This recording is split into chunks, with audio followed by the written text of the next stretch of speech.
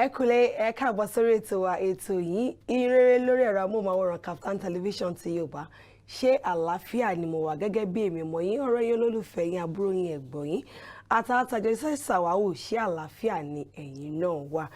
Tó a gbàdúrà pé lórúkọ Jésù àtèmi àti yín Ọlọ́run àlàáfíà kò ní fi wá sílẹ̀ bákan náà bí a ṣe ń súnmọ́dún tí ọdún náà tó ń súnmọ́ wa. Lórúkọ Jésù a ò ní ṣe kòǹgẹ́ ibi a ò dẹ̀ ní kàgbákò bákan náà a máa ṣọ̀pọ̀dún láyé a wọnú ọdún a bá wa láyé àti láyé àti wá ṣe ọ̀pọ̀lọpọ̀ ọdún ní ayé ní ayọ̀ àti àlàáfíà. Ilé ni mo fi wọlé tí mo fi kí wa káàbọ̀ sórí ètò Ihinrere.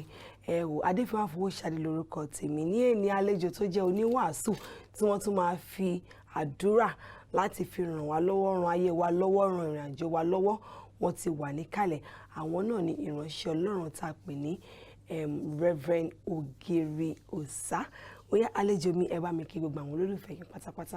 Àlàáfíà fún gbogbo yín lórúkọ Jésù Kristi Olúwa wa. Àmín. Mo kí ní kí Olúwa mo dẹ̀ gbà ní àdúrà pé bí ọdún yìí ti ń parí lọ kò ní jẹ́ òpin ẹ̀mí ẹnìkankan wa. Àmín Jésù. Èmi ni ìránṣẹ́ Ọlọ́run alààyè ẹni ọ̀wọ̀ Olusoji Ogiriosa. Tó ẹ wo ẹni tó máa fi Ọlọ́run bọ̀ wá àwọn náà lẹ́tì níyàn àmọ́ Bíbélì sọ pé nínú ohun gbogbo ó ní ká máa ṣe kíni ó ní ká ṣáà máa dúpẹ́ bóyá ibi tó yẹ kẹ́ ẹ wà kọ́ lẹ́wà bóyá nǹkan tó yẹ kẹ́ ẹ jẹ kọ́ lẹ́ ń jẹ bóyá ò pé yẹ kẹ́ ẹ ti bí ọmọ 20 tó wá jẹ́ pé méjì lẹ́bí bóyá ò pé yẹ kẹ́ ẹ ti bí ọmọ 3 tó wá jẹ́ pé bí ọmọ kan lẹ ṣì rí gbà bẹ́ẹ̀ tí ẹ̀ tí ì rí gbà rárá ó ní nínú ohun gbogbo ó ní ká ṣáà máa dúpẹ́. Mo fẹ́ fi dá yín lójú wípé gbogbo nǹkan tá a fẹ́ yẹn ibi tí ẹ̀ka dé tá a ti dé ní pẹ̀lẹ́ ní kùtù ní kòpẹ́kòpẹ́ gbogbo ẹ̀ lọ́lọ́run máa ṣe kíni ni Ọlọ́run máa fún wa. Àlejò mi ó yẹ jẹ́ ká tẹ̀síwájú nínú ètò ní òdìdí. Ẹ jẹ́ kí a tẹra bá kí a gbàdúrà. Ọlọ́run wa a gbé yín ga àpáta ayérayé a fi ògo fún yín ẹni ńlá tí ń gbọ́ àdúrà ọba tó ṣàkóso ayé àti ọ̀run lẹ́ẹ̀kan náà gba ọpẹ́ wa fún oore ọ̀fẹ́ ojúmọ́ titun ògo ní forúkọ mímọ́ yín fún àánú ìwà láàyè ẹ gba ọpẹ́ wa ǹjẹ́ a tún ti dé abẹ̀bẹ̀ nínú àánú ńlá yín Olúwa ẹ dáríjì wa pa àṣìṣe wa gbogbo rẹ́ gbogbo ìdènà ní ọ̀nà wa Olúwa ẹ bá mú kúrò ǹjẹ́ àpàṣẹ agbára ẹ̀jẹ̀ Jésù ní àyíká àti àgbègbè wa gbogbo ó yá máa jọba ọjọ́ a máa jọba àlàáfíà yín kó wà pẹ̀lú wa bí a ti ń lọ sínú iṣẹ́ ìránṣẹ́ yìí Olúwa máa bá wa lọ Olúwa já ìdè gbogbo àjàgà Olúwa fọ́ dànù bùkún wa ẹlẹ́dàá àdúgbò tó pẹ́ ti gbọ́ àdúrà ògo ní forúkọ yín Jésù Kristi olùgbàlà wa. Àmín àmín àmín lórúkọ Jésù. Ẹ̀kẹ́ hallelujah. Hallelujah. Ọ̀rọ̀ Ọlọ́run tí mo fẹ́ fi gbà wá ní ìyànjú àṣírí ńlá ni tí Ọlọ́run tú láti tú ẹnìkan sílẹ̀. Ọ̀pọ̀lọpọ̀ ìgbà ni à ń lérò pé ọ̀tá kan ló wà níbì kan ẹnìkan ló ń ṣe wá igbá kan àwo kan tá máa ja ogun tí ò yẹ ogun tí ò tọ́ a máa roko níbi tí ò yẹ whereas ohun tó ń ṣe wá gan ara wa gan ló wà ọwọ́ ara wa gan ni a fi ń fa ogun wọ̀nyí so àṣírí ńlá ni Ọlọ́run tú ó dẹ̀ ń já ìdè ó ń ṣẹ́ ogun ńlá kan nínú ayé ẹnìkan ní òwúrọ̀ yìí bí ẹ ti ń gbọ́ mi mo fẹ́ kẹ́ gbé bíbélì yín ẹ mú ìwé tẹ́ ó fi kọ̀ọ̀kan àti bírò yín bí a ti ń tẹ̀síwájú àkórí ọ̀rọ̀ Ọlọ́run ní òwúrọ̀ yìí òun ni mo pè ní ẹ̀mí àìní ìdáríjì. Ẹ̀mí àìní ìdáríjì. Hallelujah. Hallelujah. Ogun tó ń ja ọ̀pọ̀lọpọ̀ lélẹ́yìí. Àìlè dáríjì ẹnìkejì. Àìlè dáríjì. Ẹ jẹ́ ká kà nínú ọ̀rọ̀ Ọlọ́run. Ìwé Ìhìnrere Jésù Kristi Olúwa wa bí a ti ọwọ́ Matthew kọ sílẹ̀. Orí 6 ẹsẹ̀ 14 sí 15. Matthew 6 verse 14 to 15. Orí 6. Bẹ́ẹ̀ni ẹsẹ̀ 14 sí 15. Nítorí náà bí ẹ̀yin bá dáríjì àwọn tó ṣẹ̀ yín bàbá yín ọ̀run náà yóò dáríjì yín ṣùgbọ́n bí ẹ̀yin kọ̀ láti dáríjì ẹ̀ṣẹ̀ àwọn tí ènìyàn jì wọ́n bàbá yín kò ní dárí ẹ̀ṣẹ̀ yín jì nígbà tí ẹ̀yin bá gbààwẹ̀. Ó ti tó mà. Ogun tí ó ja ọ̀pọ̀lọpọ̀ rèé ọ̀rọ̀ Ọlọ́run wípé ní ìgbà tí ẹ̀yin bá dárí ẹ̀ṣẹ̀ jì àwọn tí ó ṣẹ̀ yín bàbá yín tí ń bẹ ní ọ̀run yóò fi ẹ̀ṣẹ̀ tí yín náà jì yín. Ó wá tẹ̀síwájú ní verse 15 yẹn wípé ṣùgbọ́n bí ẹ̀yin bá kọ̀ láti dárí ẹ̀ṣẹ̀ jì àwọn ènìyàn tí ó ṣẹ̀ yín ó ní bàbá yín tí ń bẹ ní ọ̀run kì yóò dáríjì yín. Ogun tó ń jà ọ̀pọ̀lọpọ̀ rèé, ohun tí Sátánì fi ń dènà ọ̀pọ̀lọpọ̀ òun ni ẹ̀mí àìní ìdáríjì yìí. Ọ̀pọ̀lọpọ̀ àtẹ̀tún máa dáṣà wọn ní àní parẹ́ láyé yìí onígbà tá a bá dé ìjọba ọ̀run dádì mọ́mì òun sọra ẹ sínú ogun sí ni. Ẹ̀ṣẹ̀ yẹn le lóòótọ́, oró tí wọ́n dá yẹn ó burú lóòótọ́, ohun tí wọ́n ṣe yẹn ó gbọgbẹ́ gan lọ́kàn rẹ, ṣùgbọ́n gbọ́ ọ̀rọ̀ Ọlọ́run. Bí ẹ̀yin kò bá dáríjì àwọn tó ń ṣẹ̀ yín bàbá yín tí ń bẹ ní ọ̀run kò ní dáríjì yín. So ogun tó dé ọ̀pọ̀lọpọ̀ òun ni ogun àìlè dáríjì, ṣùgbọ́n ní òwúrọ̀ yìí àánú yóò bá ayé rẹ pàdé. Àmín Jésù. Ó ní ìránṣẹ́ Ọlọ́run ṣe ń sọ yẹn ó dùn, ṣe wá rò pé yóò rọrùn ni, oore ọ̀fẹ́ tó fi máa rọ̀ ọ́ lọ́rùn Olúwa yóò gbé wọ̀ ọ́. Àmín Jésù. Nínú iṣẹ́ ìránṣẹ́ Olúwa yóò gbé wọ̀ ọ́. Àmín Jésù. Nítorí pé o gbọ́dọ̀ yọ ayọ̀, o gbọ́dọ̀ di alábùkún fún, nítorí pé o gbọ́dọ̀ rí ìyanu tó ń béèrè yẹn gbà ní òwúrọ̀ yìí. Ìrọ̀rùn, agbára oore ọ̀fẹ́ láti lè dáríjì Olúwa yóò gbé wọ̀ ọ́. Àmín Jésù. Ibo la ti rí ọ̀rọ̀ yìí nígbà táwọn ọmọ ẹ̀yìn Jésù tọ̀ Olúwa wá pé bàbá kọ́ wa bí a ti ń gbàdúrà, àwa náà fẹ́ máa gbàdúrà. Jòhánù kọ́ àwọn ọmọ ẹ̀yìn ẹ̀. Jésù wípé bí ẹ̀yin bá máa gbàdúrà ẹ máa wí báyìí pé bàbá wa tí ń bẹ ní ọ̀run ọ̀wọ̀ ni fún orúkọ rẹ. Ó wá kọ́ wọn lọ, ó ní dáríjì wá bí a ti ń dáríjì àwọn tí ó ṣẹ̀ wá. Níbẹ̀ ni Jésù ti wá tẹnumọ́ wípé bí ẹ̀yin kò bá dáríjì àwọn tó ń ṣẹ̀ yín kò ní dárí bàbá yín tí ń bẹ ní ọ̀run ò ní dárí ẹ̀ṣẹ̀ tí yín náà jì yín. Nítorí pé kí ni ẹ̀ṣẹ̀ ní ń dènà àdúrà. Ẹ̀ṣẹ̀ ní ń dènà àdúrà. Ẹ̀ṣẹ̀ a máa mú ìbẹ̀rù wá. Ẹ̀ṣẹ̀ a máa mú ìbẹ̀rù wá, kì í jẹ́ kí èèyàn lè fi ìgboyà béèrè lọ́wọ́ Ọlọ́run. Tẹ́bà dáríjì àwọn tó ń ṣẹ̀ yín ọ̀sọ̀pọ̀ lọ́wọ́ ní ihun tó túmọ̀ sí ni pé ẹ ò ní ní ìgboyà fún àdúrà, ẹ ní ní ìgboyà láti béèrè lọ́wọ́ bàbá yín tí ń bẹ ní ọ̀run. So láti lè gbà lọ́dọ̀ Ọlọ́run, láti lè béèrè lọ́dọ̀ Ọlọ́run, a ní láti dárí ẹ̀ṣẹ̀ jì àwọn tí ó ń ṣẹ̀ wá. Àṣẹ Ọlọ́run ó dáríjì wá gẹ́gẹ́ bí ìwé Róòmù orí 3 ẹsẹ̀ 23 ti sọ fún wa dé 24. Romans chapter 3 verse 23 to 24. Ìwé Róòmù orí 3 láti ẹsẹ̀ 23. Gbogbo ènìyàn ni ó ṣàtìṣẹ̀. Gbogbo wa láti ṣẹ̀. Tí wọ́n sì ti kùnà ògo Ọlọ́run. Tí a fi kùnà ògo Ọlọ́run. Àwọn ẹni tí ó ní ìdáláre lọ́fẹ̀ẹ́ nípa oore ọ̀fẹ́ rẹ̀. Oore ọ̀fẹ́ ni èmi àti ẹ fi rí ìdáláre gbà. Nípa ìdáǹdè tí ó wà nínú Kristi Jésù. Nípa ìdáǹdè tó wà nínú Kristi Jésù. Ẹni tí Ọlọ́run gbé kalẹ̀ láti jẹ́ ètùtù nípa ìgbàgbọ́ nínú ẹ̀jẹ̀ rẹ̀. Jésù kọ́ ló ṣẹ̀. Jésù kọ́ ló dáràn. Àwa la ṣẹ̀. Àwa la ṣẹ̀. Ṣùgbọ́n Jésù gbà láti ṣe ètùtù fún ẹ̀ṣẹ̀ wa. Nínú iṣẹ́ rẹ̀ yìí lórí kí àgbélébú lèmi àti ẹ rí ìdáríjì gbà láwa dẹni ìdáláre.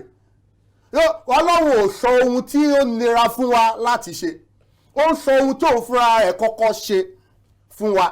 Ẹ̀ṣẹ̀ wo la ṣẹ̀? Bàbá wa àti màmá wa Ádámù àti Éfà wọ́n kùnà, wọ́n ṣẹ̀ Ọlọ́run, wọ́n ṣe àìgbọràn nínú ọgbà Édẹ́lì.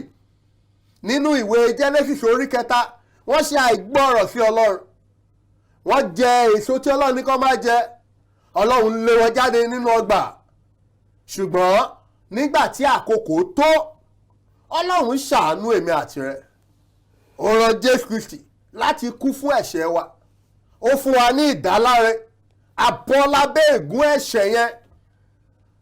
Ọlọ́run wá ń pàṣẹ pé kí èmi àti ẹ náà ká máa dáríjì ara wa.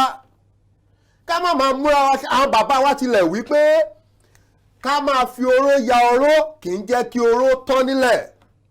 Ká máa fi oró ya oró, ó ṣe lè fún mi náà ṣe tèmi padà, kì í jẹ́ kó oró tán. Ogun ni máa ń dá sílẹ̀. Ẹ jẹ́ á bẹ̀bẹ̀ fún ọkàn ìdáríjì, fún ẹ̀mí tí ń dáríjì. Ọkọ àti aya ṣẹra wọn nínú ilé kan náà, wọ́n á jọ máa wọlé, wọ́n á jọ máa jáde, síbẹ̀ wọ́n á sì ní ara wọn sínú. Báwo làdúrà ṣe ń gbà nínú ilé bẹ́ẹ̀? Ẹ̀ṣẹ̀ 5 years ago, ẹ̀ṣẹ̀ ọdún 10 sẹ́yìn, ẹ̀ṣẹ̀ kan tó gbéra wọn ní ọkọ àti ìyàwó sílé, ó sì wà nínú ìmí inú wọn. Ó ń wá ọ̀nà láti gba ẹ̀san. Ẹ jẹ́ adáríjì. Ṣẹ̀mí ń bíọ́ ní oògùn ọ̀rẹ́. Tá a bá jà tá a bá parí eléyìí, Yorùbá sọ pé gbà la máa tún jà mí, èèyàn ni wá, a máa tẹra wa mọ́lẹ̀. Ṣùgbọ́n ṣé ẹ mọ̀ wípé tí ènìyàn bá ní ọkàn yìí, tó bá ní ẹ̀mí ìdáríjì yìí, ó máa ń wà lálàáfíà. Ẹ̀ṣẹ̀ burú lóòótọ́ o, ṣùgbọ́n ohun tó burú jù ni àìlè dáríjì. Ènìyàn á máa ṣẹ̀ wá, àwa náà máa ṣẹ̀ ènìyàn, ṣùgbọ́n tá a bá lè ní ẹ̀mí ìdáríjì ara wa, àlàáfíà á wà. Èyí ni Ọlọ́run sọ fún wa pé ká dáríjì ara wa. Màá tún fi hàn wá bí ẹ̀mí àìní ìdáríjì ṣe burú tó mà. Ẹ jẹ́ ká wo ìwé Matthew yẹn orí kejìdínlógún. Ìwé Matthew orí kejìdínlógún. Ẹsẹ̀ kẹtàléníogún. Ẹsẹ̀ kẹtàléníogún. Ẹ kà síwájú mà. Ìwé Matthew orí kejìdínlógún ẹsẹ̀ kẹtàléníogún. Nítorí náà, bẹ́ẹ̀ni, ìjọba Ọlọ́run dàbí ọba kan. Jésù sọ nípa ẹ̀mí ìdáríjì àti bí àìlè ìdáríjì ṣe burú tó. Ó wá ń sọ òwe kan fún ọ. Ìjọba Ọlọ́run dàbí ọba kan, yes ma. Tí ó fẹ́ ṣe ìṣirò pẹ̀lú àwọn ọmọ ọ̀dọ̀ rẹ̀. Ó fẹ́ ṣe ìṣirò pẹ̀lú àwọn ọmọ ọ̀dọ̀ àwọn tó kó ṣiṣẹ́, yes ma. Bí ó ti ń ṣe èyí, a mú ajigbèsè kan wá sọ́dọ̀ rẹ̀ tí ó jẹ́ ní ẹgbàárún tálẹ́ǹtì. That is 10,000 talents, yes. Nígbà tí kò tíì ní agbára láti san, nígbà náà ni olúwa rẹ̀ pàṣẹ pé kí a ta òun àti ìyàwó àtàwọn ọmọ rẹ̀ pẹ̀lú gbogbo ohun tí ó ní. Ẹ̀gbọ́n, ó jẹ gbèsè ẹgbàárún tálẹ́ǹtì, kò ní agbára àti san, inú bí olúwa rẹ̀. Probably bóyá ṣe ni wọ́n dọ́gbọ́n jí ọjà yẹn tà, tàbí ṣe ló ń yá owó yẹn díẹ̀díẹ̀ pé òun máa san, kò mọ̀ wípé olúwa máa béèrè pé kán wá ṣe ìṣirò lójijì. Ó ṣàti mú owó yẹn bí yóò ṣe mọ̀kùmọ̀kùnrin tàbí ó lò fún nǹkan míì, ó ṣàti yá, ó ti di gbèsè sí lọ́rùn, ó yá wá san. Ó ní kò sí agbára, ibo lòun ti fẹ́ rí. Olúwa ẹni ó ṣe léyìí, ó yẹ ẹ mú aya ẹ̀, ẹ mú ọmọ ẹ̀ àtohun gbogbo tó ní, ẹ lọ tà á kẹ́ fi san owó mi padà fún mi, yes ma. Nígbà náà ni ọmọ ọ̀dọ̀ rẹ̀ wólẹ̀ lórí eékún rẹ̀. Ó bẹ̀bẹ̀ pé mú sùúrù fún mi. Olúwa mi dáríjì mi, mú sùúrù fún mi, màá san gbogbo ẹ̀ pátápátá. Nígbà náà ni olúwa ọmọ ọ̀dọ̀ náà sì ṣàánú fún un. Ó ṣàánú fún un. Ó tú sílẹ̀. Ó sì fi gbèsè náà jì. Gbogbo gbèsè yóò dẹ̀ fi jì í. Ẹ tẹ̀síwájú mà. Ṣùgbọ́n bí ọmọ ọ̀dọ̀ náà ti jáde lọ. Bó ọmọ ọ̀dọ̀ yìí ṣe jáde. Ó rí ọ̀kan nínú àwọn ọmọ ọ̀dọ̀. Ẹgbẹ́ rẹ̀. Tí ó jẹ́ ní 100 dínárì. Ẹ má gbàgbé iye gbèsè tóun jẹ o. Ó jẹ gbèsè bíi 10,000 naira. Ó wá èèyàn tó jẹ́ ní 100 kọ́bọ̀. Kò tẹ̀ ẹ̀ tó náírà.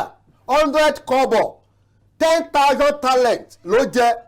Tó dáríjì o. Ó wá èèyàn tó jẹ́ ní 100 dinaris. Ìyẹn bí 1 kọ́bọ̀. Kí ló ṣẹlẹ̀ mà? Ó gbé ọwọ́ lé. Ó gbé ọwọ́ rẹ̀ lé. Ó fún ní ọrùn. Ó fún ọrẹ. Ó wí pé san gbèsè tí ó jẹ mí lójú ẹsẹ̀. Gbogbo èèyàn tẹ̀ tí ìburú ara tẹ̀ lè kọ́ pé wọ́n ṣẹ̀ṣẹ̀ bọ́ òun nínú ilé gbogbo ọ̀rọ̀ máa fi wáwó. Ó bù lọ́rùn so ó ní san gbèsè tó jẹ mí bóyá tó pọ̀ náà ó jẹ gbèsè ó fẹ́ wá owó láti dá pa. Ṣùgbọ́n wọ́n ti dáríjì wọn tẹ̀ béèrè owó mọ́ lọ́wọ́ ẹ̀ wọ́n ní kó máa lọ. Ó wá rí arákùnrin mi ó fún lọ́rùn san owó tó jẹ mí, yes ma. Arákùnrin náà sì wólẹ̀ lórí eékún níwájú. Ohun tóun náà ṣe nínú ilé arákùnrin yìí ṣe fún níta, má bínú ọ̀rẹ́ mi jọ̀ọ́ mi ò tí ì náwó, yes ma.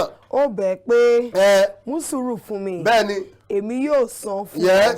Ṣùgbọ́n òun kọ̀ fún un. Ó pàṣẹ kí a mú ọkùnrin náà kí a sì jù sínú túbú títí yóò fi san gbèsè náà.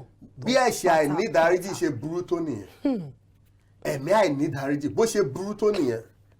Ẹ jẹ́ a kọ́ bí a ti ń dáríjì ara wa. Kí a kọ́ bí a ti ń dáríjì ara wa. Tó àlejò mi ṣe wà níkàlẹ̀ nígbà tá a bá dókè lọ àti mi àtàlejò mi a máa dìjọ padà wọlé. Ẹ má gbàgbé ìdáríjì ẹ̀ṣẹ̀ la ṣe ń sọ lọ́wọ́. Ẹ jẹ́ a lọ, à ń bọ̀.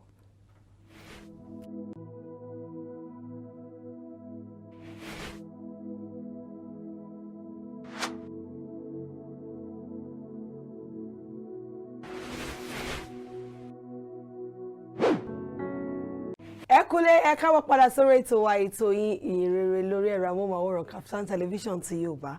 Adefenwa Fowoshade lórúkọ tèmi. Àlejò mi tí wọ́n jẹ́ Reverend Ogiriosa, àwọn náà ni wọ́n fi ọ̀rọ̀ Ọlọ́run bọ̀ wá tí wọ́n yànnàná nípa ẹ̀ṣẹ̀, ìdáríjì ẹ̀ṣẹ̀, àwọn ewu àti àǹfààní tó wà nínú pé tí ènìyàn bá ṣẹ̀ wá ká máa dáríjì ara wa. Àlejò mi, ó yá jẹ́ ká tẹ̀síwájú. Gẹ́gẹ́ bí mo ti ń sọ fún wa, mo ní ká kọ́ bí a ti ń dáríjì ara wa. Ẹ wo ọ̀rọ̀ yẹn, ká kọ́ bí a ti ń dáríjì ara wa. Arákùnrin yìí ó gba àánú adárí gbèsè tí ẹ jì tó pọ̀, gbèsè ńlá tí ò lè san, débi pé wọ́n ní wọ́n á tà á, wọ́n á ta ìyàwó, wọ́n á ta àwọn ọmọ, wọ́n á ta gbogbo tí ó ní láti dí gbèsè yìí. Ṣùgbọ́n ó bẹ̀bẹ̀ a sì dáríjì. Ó pàdé ẹni tó jẹ́ ní kékeré kò sì lè dáríjì. Ó ní ká lọ gbé sọ sínú túbú, ó sì jù sínú túbú. Àwọn ará yòókù ni wọ́n rí ohun tó ṣẹlẹ̀ yìí. Ẹ jẹ́ á tẹ̀síwájú mà. Nígbà tí àwọn ìránṣẹ́ ẹlẹgbẹ́ rẹ̀ rí ohun tí ó ṣẹlẹ̀. Àwọn tí wọ́n ti rí ohun tó ṣẹlẹ̀ sóhun nínú ilé tó tún wá wo ohun tó ṣe níta. Yes ma. Inú bí wọn gidigidi. Inú bí wọn. Wọ́n lọ láti lọ sọ fún ìwọ la dáríjì inú ilé gbèsè tó pọ̀ yìí. Ẹni yìí mí kí ló ṣe, mélòó ló jẹ́? Ó dẹ̀ fẹ́ pa. Wọ́n lọ fẹjọ́ ẹ̀sùn. Olúwa wọn gbogbo ohun tí ó ṣẹlẹ̀. Nígbà tí olúwa rẹ̀ pé ọmọ ọ̀dọ̀ náà wọlé, ó wí fún pé ìwọ ọmọ ọ̀dọ̀ búburú ni. Ìwọ ọmọ ẹni tí kò bá ní ẹ̀mí ìdáríjì, ọmọ ọ̀dọ̀ búburú ni. Níyìn ni mo ti dárí gbogbo ẹ̀ṣẹ̀ rẹ. Níyìn níbí nísinsìnyí ni mo fi gbogbo gbèsè ẹ jì ẹ́. Nítorí ìwọ bẹ̀ mí. Nítorí tí o bẹ̀bẹ̀. Kò wá ṣe ẹ̀tọ́ fún ọ láti ṣàánú fún ṣé kò wá dára, kò bójúmu tó fún ọ ni láti ṣe rẹ̀ fún ẹlòmíràn. Gẹ́gẹ́ bí èmi náà ti ṣàánú fún ọ. Bàbá màmá wòye adúrú ẹ̀ṣẹ̀ tí Ọlọ́run dáríjì ẹ̀. Wo èrè tó re, wo bí Ọlọ́run ṣe ṣàánú rẹ lọ́pọ̀lọpọ̀ tó. Kò wá yẹ kí ìwọ náà dáríjì. Aya, dáríjì ọkọ rẹ. Ọkọ, dáríjì aya rẹ. Nínú ìdáríjì ni ìfẹ́ wà. Nínú ìdáríjì ni ìfẹ́ wà. Dáríjì ọmọ, dáríjì bàbá. Bàbá dáríjì ọmọ rẹ. Ìyá dáríjì ọmọ rẹ. Ọmọ dáríjì bàbá rẹ, dáríjì ìyá rẹ. A ní òun ò lè dá ẹ̀ṣẹ̀, kò sí ẹ̀ṣẹ̀ tó tóbi tó wúwo tó bẹ́ẹ̀ tí a kò lè dáríjì ara wa. Ẹ jẹ́ á bẹ̀bẹ̀ fún oore ọ̀fẹ́ ká kọ́ láti máa dáríjì. Arákùnrin yìí rí àánú gbà. Dípò kó nawọ́ àánú yìí sí ẹlẹgbẹ́ ẹ̀, ó kọ̀ kò ṣe bẹ́ẹ̀. Ẹ gbọ́ ìdájọ́ ẹ̀. Ní ìbínú. Ní ìbínú. Olówó rẹ̀ fi lé àwọn onítúbú lọ́wọ́. Ó fi lé àwọn onítúbú lọ́wọ́. Láti fìyà jẹ. Ẹ lọ fìyà jẹ. Títí yóò fi san gbogbo gbèsè rẹ̀ títí tí ó jẹ. gbèsè tá a ti dáríjì tẹ́lẹ̀. Àìlè dáríjì jẹ́ kí a tún bẹ ẹ̀ṣẹ̀ ẹ̀ wò. Ẹ̀ṣẹ̀ tá a ti fi jì tẹ́lẹ̀. Àìní ẹ̀mí ìdáríjì ọ̀ràn kékeré. Bó ṣe wù kó sọ pé ẹ̀ṣẹ̀ yẹn lágbára tó, lójú Ọlọ́run kò tó èyí tí Ọlọ́run dáríjì èmi àti ẹ̀. Kò tó àánú tí èmi àti ẹ̀ ń tọrọ fún lọ́dọ̀ Ọlọ́run. Ó ní ẹ lọ jù sínú túbú ká fìyà jẹ gidi. Yes ma. Bẹ́ẹ̀ gẹ́gẹ́ sì ni bàbá mi tí ń bẹ ní ọ̀run yóò sì ṣe sí ẹnì kọ̀ọ̀kan bí ẹ̀yin kò bá fi tọkàntọkàn dáríjì àwọn arákùnrin yìí. Màmá ṣe gbọ́, bàbá ṣe gbọ́ ọ̀rọ̀ Ọlọ́run.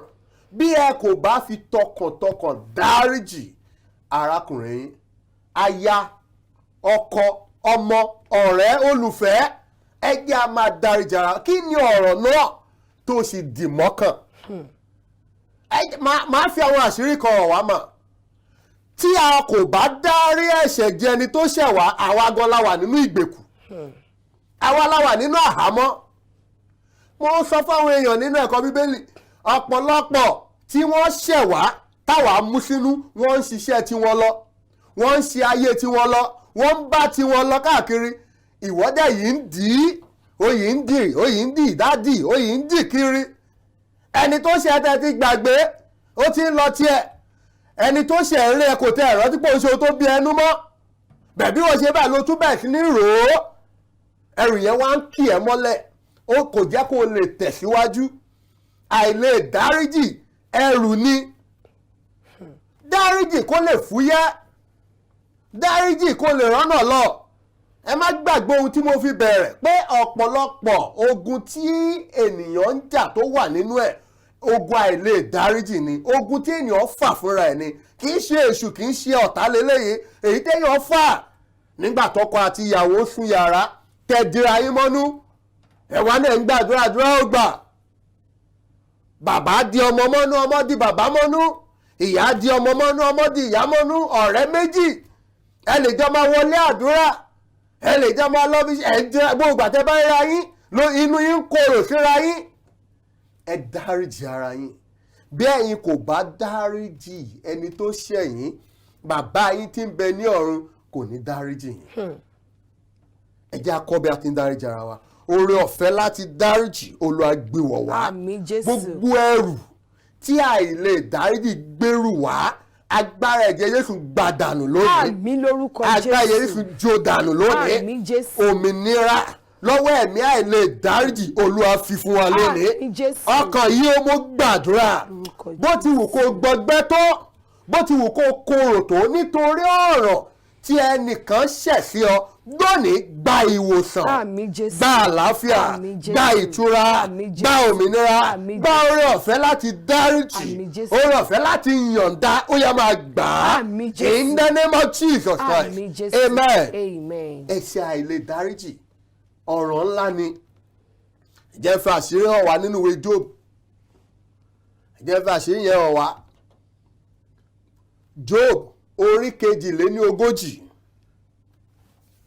ẹsẹ̀ kẹsàn-án tàbí ká bẹ̀rẹ̀ láti ẹsẹ̀ kẹwàá màá máa ṣàlàyé tó kù títí dé ẹsẹ̀ 17 Job 42 verse 10 to 17. ìwé Job orí 22 bẹ́ẹ̀ni ìwé Job orí 22 láti ẹsẹ̀ kelòó ẹsẹ̀ ẹsẹ̀ kẹwàá láti ẹsẹ̀ kẹwàá Olúwa sì yí ìgbèkùn Job padà bẹ́ẹ̀ni nígbà tí ó gbàdúrà fún àwọn nígbà tó ọ̀rẹ́ rẹ̀ gbàdúrà fáwọn ọ̀rẹ́ rẹ̀ yes Olúwa sì bù sí ohun gbogbo tí Job ní rí ní ìṣẹ́po méjì ohun tí ó ní tẹ́lẹ̀ rí nígbà náà ni gbogbo àwọn arákùnrin rẹ̀ àti gbogbo àwọn arábìnrin rẹ̀ àti gbogbo àwọn tí ó ti ṣe ojúlùmọ̀ rẹ̀ rí wọ́n bá a jẹun nínú ilé rẹ̀ wọ́n sì ṣe ìdárò rẹ̀ wọ́n sì ṣìpẹ̀ fún un nítorí ibi gbogbo tí Olúwa ti mú bá olúkúlùkù ènìyàn pẹ̀lú sì fún un ní ẹyọ owó kọ̀ọ̀kan àti olúkúlùkù ní òrùka wúrà etí kọ̀ọ̀kan bẹ́ẹ̀ ni Olúwa bùkún ìgbẹ̀yìn Jóòbù ju ìṣáájú rẹ̀ lọ 2,000 àgùntàn 2,000 ràkúnmí àti 1,000 àjàgà ọ̀dà màálù àti 1,000 àbọ̀ kẹ́tẹ́kẹ́tẹ́ ó sì ní ọmọkùnrin 2 àti ọmọbìnrin 3 ó sì sọ orúkọ àkọ́bí ní Jemaima àti orúkọ èkejì ní Kesia àti orúkọ ìkẹta ní Kerihappukui àti ní gbogbo ilẹ̀ náà a kò rí obìnrin tí ó ní ẹwà bí ọmọ Jóòbù bàbá wọn sì pilẹ̀ fún wọn nínú àwọn arákùnrin wọn lẹ́yìn èyí Jóòbù wà ní ayé ní 40 ọdún ó sì rí àwọn ọmọ rẹ̀ ọkùnrin àti ọmọ ọmọ rẹ̀ ọkùnrin àní ìran 4 bẹ́ẹ̀ ni Jóòbù kú ó gbó ó sì kú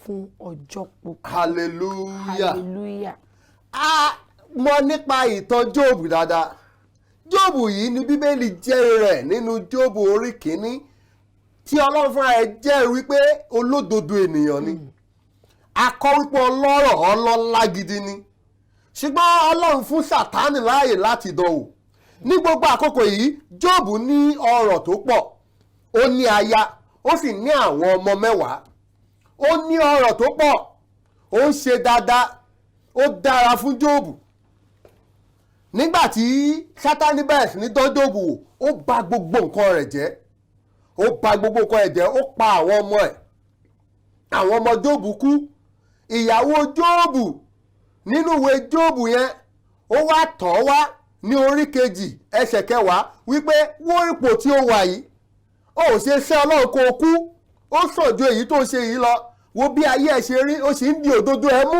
nínú Ọlọ́run yìí Jóòbù sọ fún ìyàwó ẹ̀ òun ronú bí ìkan nínú àwọn aṣiwèrè ọmọbìnrin Bábélì ní àkókò yẹn ìyàwó Jóòbù ò dúró ti Jóòbù ó fi Jóòbù lẹ̀ àwọn ọ̀rẹ́ Jóòbù tún tọ̀ wá wọ́n wá bá a ṣìpẹ̀ wọ́n jókòó tí wọ́n bá kẹ́dùn nígbà tá a tẹ̀síwájú ní ẹsẹ̀ 11 orí kejì yẹn wọ́n dúró tí wọ́n bá dárò báyìí nígbà tó sú wọn lẹ́yìn ọjọ́ 7 wọ́n láhùn pé Jóòbù ó ní nǹkan tó ti ṣe o wọ́n bẹ̀rẹ̀ sí ní fi Jóòbù bú pé ó ti ṣẹ̀ ni ó ti ṣe léyìí ni ó ti ṣe gbá ló ti ṣàwo ni eléyìí ń kan Jóòbù lára ìkanra eléyìí Jóòbù ń pe Ọlọ́run lẹ́jọ́ ó ń pe Ọlọ́run lẹ́jọ́ ṣùgbọ́n ní ìgbẹ̀yìn ẹ̀ Ọlọ́run wá sọ fún Jóòbù ó ní láti lọ gbàdúrà fún àwọn ọ̀rẹ́ rẹ̀ àwọn ọ̀rẹ́ mẹ́ta ó ní gbàdúrà fún wọn ìyẹn ni pé dáríjì wọ́n lóòótọ́ náà ti kọ́ ẹ́ lára tẹ́ bá ka chapter 42 yẹn láti verse 7 wá sí ìsàlẹ̀ ẹ̀ rí bẹ́ẹ̀ Ọlọ́run sọ fún àwọn ọ̀rẹ́ Jóòbù ẹ̀yin ò sọ̀rọ̀ mi dáadáa ní ojú Jóòbù ọ̀rẹ́ yín ẹ ti ṣẹ̀ sí mi ẹ ti mú mi bínú sí yín nítorí dèyí ẹ lọ wá ojú rere Jóòbù Ọlọ́run tún wá sọ fún Jóòbù dáríjì àwọn arákùnrin rẹ àwọn ọ̀rẹ́ rẹ Jóòbù sì dáríjì wọ́n Bíbélì wá sọ ní ẹsẹ̀ 9 taka lẹ́yìn ìgbà tí Jóòbù gbàdúrà fún àwọn ọ̀rẹ́ rẹ̀ lẹ́yìn ìgbà tó dáríjì wọ́n bí sọ pé Ọlọ́run bùkún ní ìlọ́po 2 ó ní ohun gbogbo ní ìlọ́po ohun gbogbo tó ti pàdánù ó padà wá ní ìlọ́po màmá àní ẹ̀mí àìlè dáríjì ìgbèkùn burúkú ni ó ní láti bọ́ nínú ẹ̀ dáríjì ìyàwó Jóòbù náà ńkọ́ ṣé ẹni tí ò níyàwó a máa bímọ ni ó gba ìyàwó ẹ̀ padà ó dáríjì kí ni aya rẹ tí ì ṣe fún ẹ tó burú tó yẹn kí lọkọ rẹ tí ì ṣe fún ẹ tó burú tó yẹn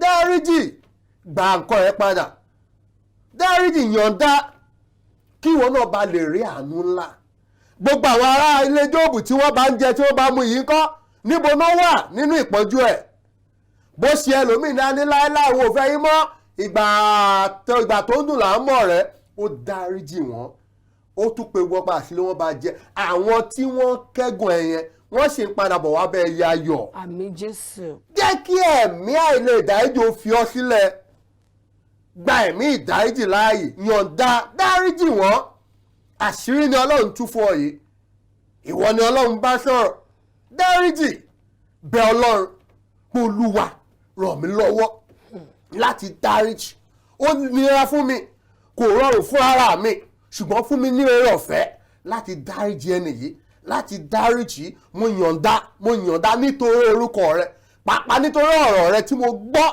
lónìí mo yọ̀ǹda mo dáríjì màmá ò ń gba òmìnira bàbá ó dẹ̀ ń gba òmìnira ò ń gba ìtúsílẹ̀ ò ń gba ìwòsàn in the name of Jesus. Amen. Hallelujah. Ó dá mi lójú pé bí a ti ń ṣe eléyìí ọ̀run ń ṣí lórí ayé wa. Àmín Jésù. Ọ̀run ayọ̀ ń ṣí lórí ayé wa. Àmín Jésù. Ọ̀run ayọ̀ ń ṣí lórí ayé wa. Àmín Jésù. Amen. Ẹ̀mí àìdáríjì gbogbo náà láti gbọ́ pé tá a bá ti dáríjì àwọn tó ṣẹ̀ wá wípé à ń yọra wa kúrò nínú ìgbèkùn ni. Dádì mọ́mì ta lẹni tó ṣẹ̀ wá ta sọ pé à ní dáríjì bóyá dádì tẹ̀tẹ̀ lọ fẹ́ lòmíì lóyún ẹ wá pé àláíláí tí mo bọ́kùnrin fún mo bóbìnrin fún àbí bóyá obìnrin tiẹ̀ lẹ́bí ẹ̀ bọ́kùnrin fún dádì àbí gbogbo ọmọ tẹ̀yìn bí ọkùnrin ni wọ́n dádì wá ní rárá o àwọn ọmọ àna tẹ̀ síta ìyàwó ta wá lóyún ó bóbìnrin ẹ dáríjì dádì kọ́lọ́n lè dá àwọn ọmọ yín sí káwọn ọmọ ìyàwó yẹn náà kí wọ́n lè yè tá a bá ti dáríjì ra wa ẹsẹ̀ bíbélì yẹn láti kà pàápàá tí Jóòbù ó fìdí ẹ̀ múlẹ̀ bíbélì wípé lẹ́yìn ìgbà tí Jóòbù tó dáríjì àwọn ọ̀rẹ́ rẹ̀ Ọlọ́run wá ṣe kíni Ọlọ́run wá bùkún ó bí ọmọ bíbélì tiẹ̀ ti sọ ó ní kò sí ọmọ tó rẹwà bí àwọn ọmọ Jóòbù ní ilẹ̀ náà ẹ jẹ́ ká dáríjì ara tó olùṣọ́ àgùntàn Ogiriosa adúpẹ́ torí pé bá a darapọ̀ ní orí ètò bóyá bí àpẹẹrẹ tọkọtaya tó wá jẹ́ pé bóyá ọkọ yẹn ó wá hùwà kan tí ò dáa tó wá mú kí ìfẹ́ yẹn kó yọ lọ́kàn obìnrin pé ìfẹ́ lágbájá yìí ti yọ tó wá ní tó èmi ò ṣe mọ́ ṣerú nǹkan bẹ́ẹ̀ yẹn ṣáà lè sọ pé àìlẹ́mí dáríjì ní ṣe máa kọ́tọ̀ ni pé ó sọ pé àwọn mi ò bínú sí ẹ kò ṣe mí o mi kò nífẹ̀ẹ́ mọ́ ni ṣáà lè sọ pé àìnífẹ̀ẹ́ yẹn àìnídáríjì náà ni. ẹ ṣe mà ṣáájú gẹ́gẹ́ bí ọ̀rọ̀ Ọlọ́run kò sí ààyè pé à ń tú yìgì, kò sí ààyè pé à ń tú yìgì. Tí ọkọ àti ìyàwó bá ṣe ara wọn ó ti di dandan kí a ṣe ara wa, bet lóòótọ́ ni wípé weight ẹ̀ṣẹ̀ yẹn bó ṣe wúwo sí ó yàtọ̀, ó máa ń yàtọ̀. Ó lè àwọn kan ní ó dùn sọ lẹ́nu, ìdí ní ẹ̀ta fi sọ wípé oore ọ̀fẹ́ ni a máa béèrè fún láti lè dáríjì. Now nígbà tí aya ṣe ọkọ tàbí ọkọ ṣe aya tó ní òun kan ní ìfẹ́ yẹn ti yọ lọ́kàn òun ò ṣe mọ́, òun lọ. Nínú marriage, nínú òfin tó so ìgbéyàwó mú, wọ́n fi àyè gba separation, kì í ṣe divorce. Separation kì í ṣe ìtúká. Ìdí ni wípé tá máa fún wọn ní ọba fún wọn láì kàkà kan para wọn mọ́nu lé kan fún wọn láì díẹ̀ bí wọ́n á ronú díẹ̀ wọ́n á sinmi. Tí wọn bá dẹ̀ ronú yẹn náà tó kíkà ló kú ṣe kí ni. Bóyá ìfẹ́ yẹn sì lè padà wá. Bẹ́ẹ̀ gẹ́gẹ́ bí onígbàgbọ́ nígbà tí a bá ní a máa gbàdúrà ni. A máa gbàdúrà fún oore ọ̀fẹ́ yẹn ni. A máa gbàdúrà fún oore ọ̀fẹ́. Tó gbẹ́yìn tẹ́ bá darapọ̀ lórí ètò Ìrìnlé ní pátápátá ni mo kí lórúkọ Jésù lọ́sẹ̀ tó ń bọ̀. Ẹ̀yin ni mo máa bá, èmi náà lè máa rí ju gbogbo ẹ lọ. Ẹ má gbàgbé Jésù nìkan lóníṣẹ́ ìyanu. God bless you.